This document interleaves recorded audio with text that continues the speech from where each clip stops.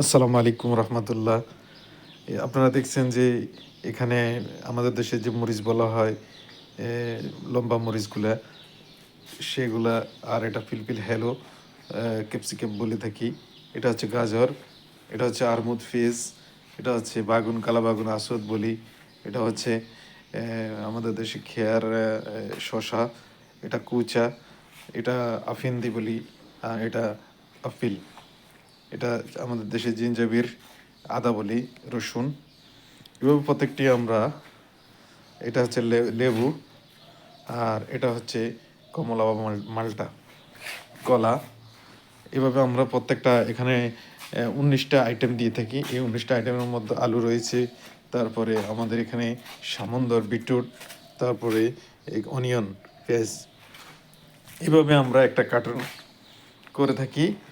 এই একটা cartoon total যখন কমপ্লিট করি, তখন এই একটা কার্টুনের দাম কুয়েতের টাকা পড়তেছে 20 দিনার।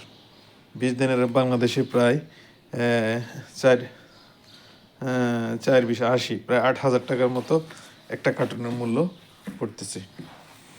আসসালামু আলাইকুম রহমতুল্লাহ।